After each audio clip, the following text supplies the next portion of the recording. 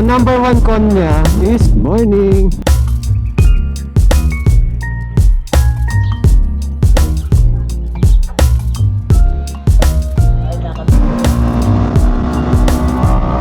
Teknolodya.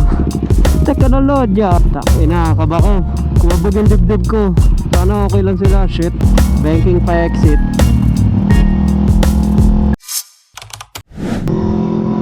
Hi, good morning. Nandito tayo ngayon sa SLEX. Magbe-breakfast ride lang ako kasama ang aking pamilya at ang aking mga biyanan. Pupunta kami ng Batangas, Log House Cabin. Breakfast lang. Tapos habang papunta ron, gusto kong i-review yung Holyland Lark M2 for motovlogging. Teka, baka mamaya wala na naman akong load. Ay, may load pala ako. Hindi lang nila may scan. Bad trip.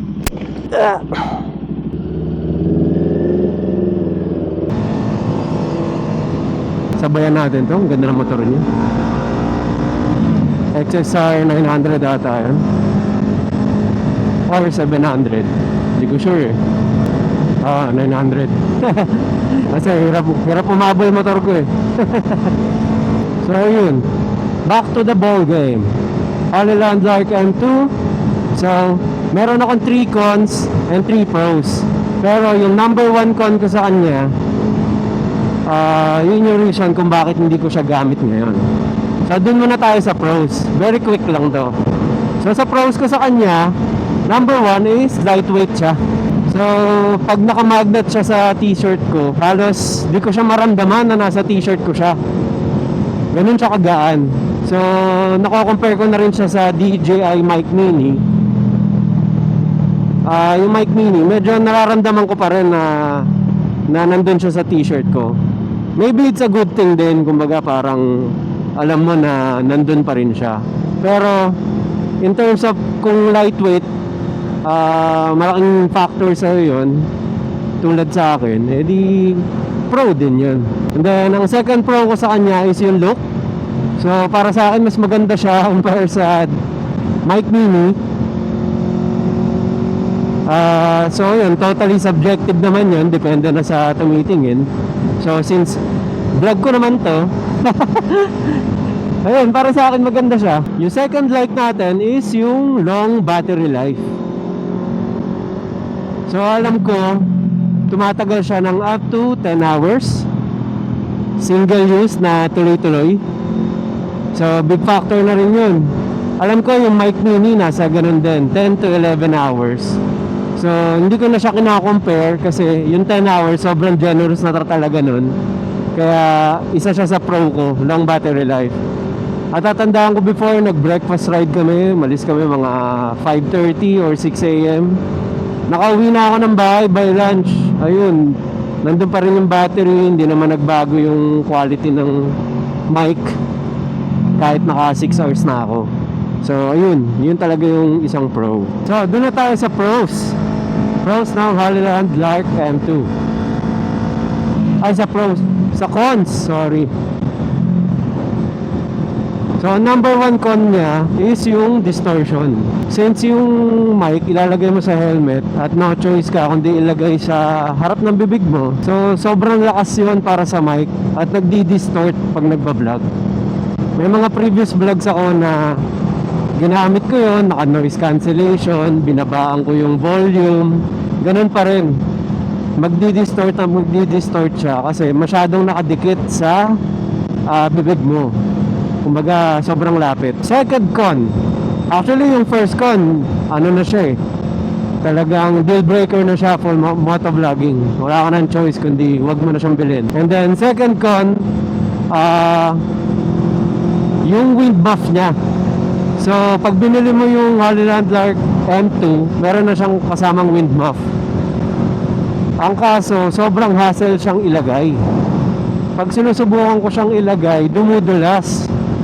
Tapos 90% of the time talagang hindi ko siya maisuot. Pag nasuot mo naman siya, parang nakakatamad na siyang tanggalin. Tapos medyo pangit siya tignan. So, sobrang deal breaker na rin nun. Kasi kung motovlogging, syempre exposed tayo sa hangin habang umaandar.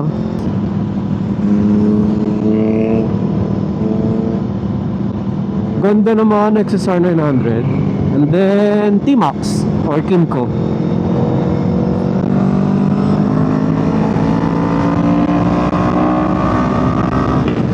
Sabay tayo sa kanila kahit konti. Malungkot eh.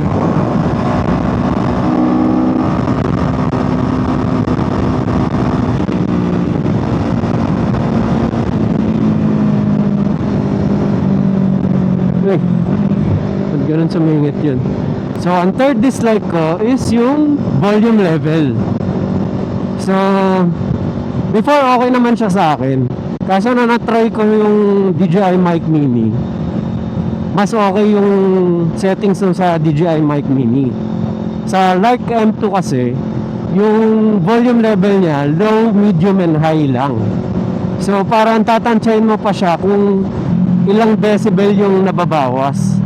So, for reference, sa Mic Mini kasi, merong -6, -12 decibel.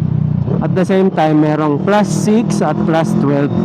So, may option kang ganon. Unlike sa Lark M2, low, medium, high lang. Tapos, hindi mo pa matatansya kung ilang decibel yung dinagdag. Kasi sa post-editing, makikita yun eh.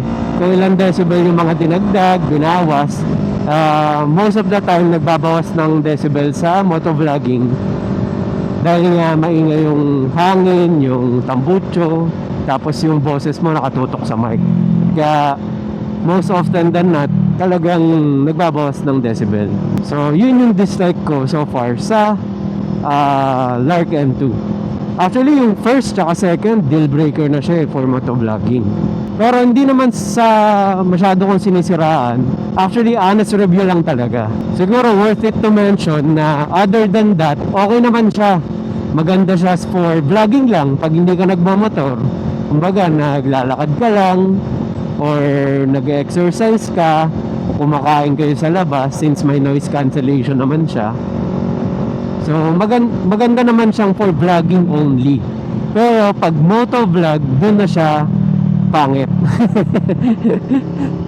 Wala na sugarcoat. Pangit siya for motovlogging. Hindi na siya advisable. Kaya talagang ang best case scenario is actually spoiler na eh, DJI Mic Mini. Dahil meron siyang feature na kahit nakatutok yung mic sa bibig mo inside your helmet, hindi na siya magdi-distort. So ayun, abangan na yan for our next vlog. I-review natin yung Mic Mini or i-comparison natin siya sa Lark M2.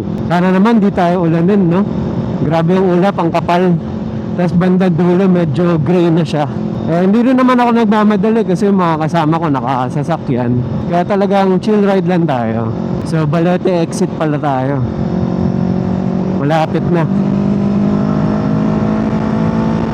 Magkano kaya ngayon? So from entrance ng SLEX hanggang Balete exit. Syempre hindi na naman gagana to. SLEX eh. Galit sa akin ang auto sweep. Anak nan. Kailangan ko ng mas magandang bulsa para sa card. Hindi ko makuha. Ayun. 300. So 600 load ko kanina. 310 ang nabawas. Antayin ko ba sila rito? Di na siguro. At masyado mainit. Mauna na tayo mag-vlog dun. Nakapunta na ako dito before eh. Kasama yung group ng Big Bike Underground PH. Yan, tatandaan ko to. Liam Slomi. Uy, mukhang okay din doon. Dinadayo oh. Puno yung Liam Slomi. Galing. Ito, Log House Cafe. Morning. Open na sila.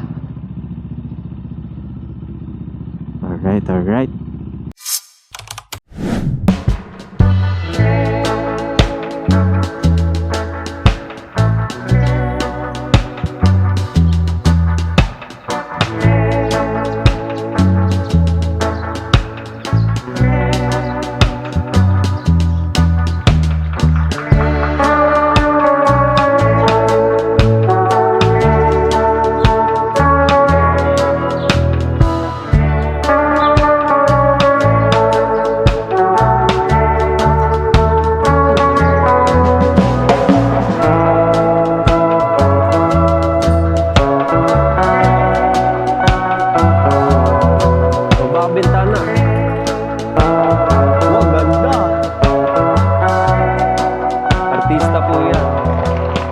Bye-bye.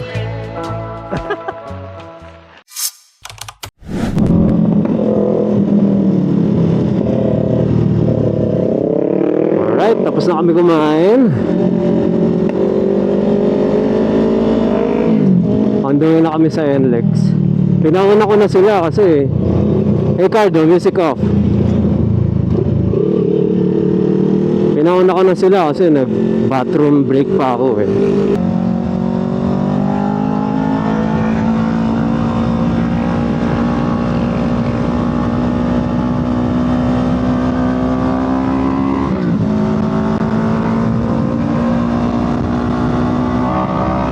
So kung papansin nyo, no, pag wireless mic, naririnig nyo pa rin ako, pero yung camera nandito sa harap.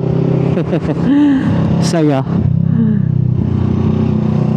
Malalaman nyo lahat yan pag andito na sa ano, pag nire-review ko na yung mic mini. Pag sa NLEX, ibabalik ko na yung ano, babalik ko na yung camera dito. Asa na ba? Ito. Madali lang na mailipat.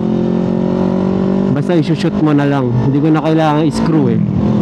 Kasi magnetic mount naman. Nakiklip siya. At the same time, magnet na rin to.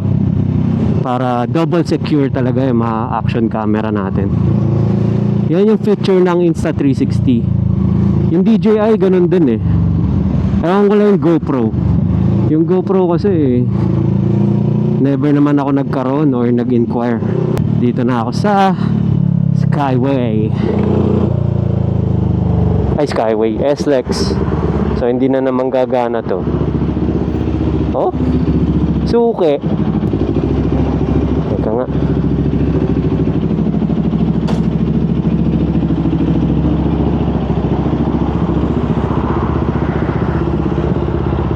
Bad trap. Sa Skyway, ganito din. Nakpanteta. Masaya talaga pag malayo yung camera, oh. Tapos rinig niya pa rin ako. Technology. Teknolodya. Teknolodya.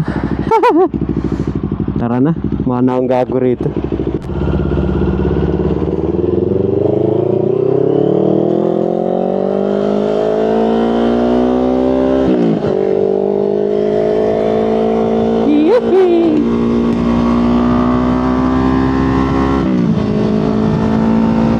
Uwian na. Kinabahan ako. Black kasi. Inakaba ko. Kumabog yung dibdib ko. Sana okay lang sila. Shit. Kawawa yung babae. Woo! Kinabahan ako. Black kasi yung sakyan namin eh. Kaya nung nakita ko may nakataob, kinabahan na ako. Sana okay lang sila ate. Yung isa nakaupo eh. Nakayuko. Parang nahihilo. Yung isang ate, galit na galit. Sinisigawan yung isang lalaki. Baka kinat yun. Ayaw natin nakakita ng ganon. So nakapag skyway na tayo. Grabe init. Sana okay na yung mga nabangga kanina. Tinawagan ko na yung misis ko eh. Okay naman lahat. Alright. Nandito na ako sa NLEX Connect. Ito yung banking nila. Banking pa exit.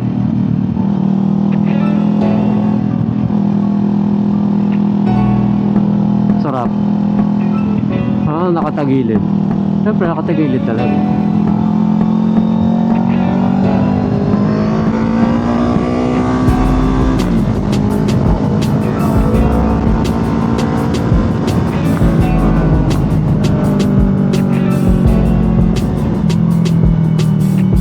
So kung umabot ka sa part ng video na to, maraming salamat.